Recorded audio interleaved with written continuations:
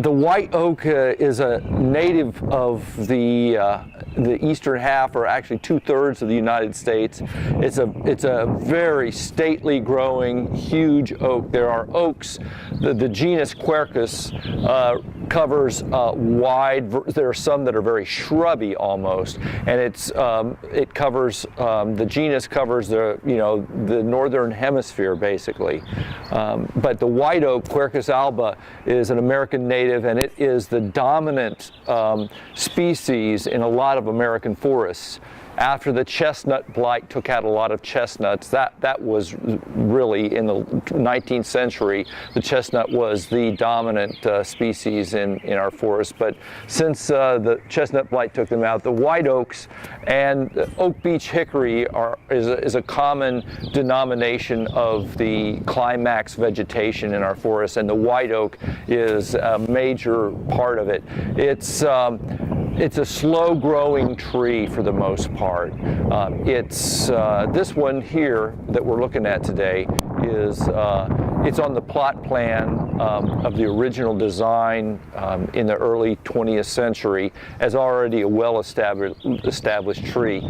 We think it's around 150 years old.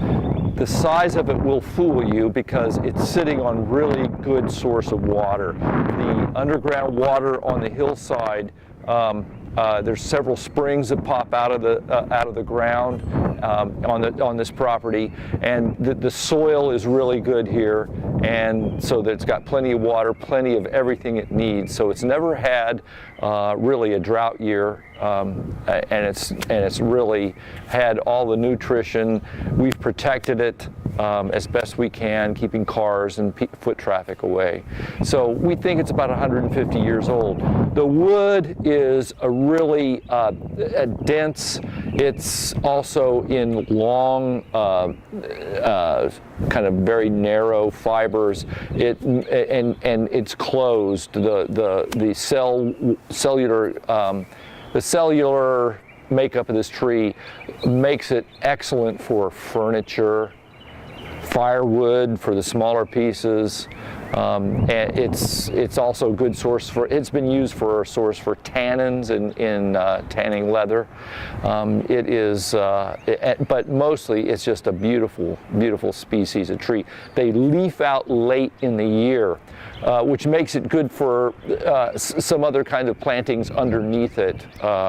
Things that leaf out and complete and flower and complete their growth cycle early in the spring before it's leafed out. And the leaves are rounded lobes, as you would expect from a white oak. There are two groups of oaks: the white oak group and the red oak group. The red oaks have pointed lobes, and the rounded lobes signify it's of the white oak group. And this is the grandfather of that group.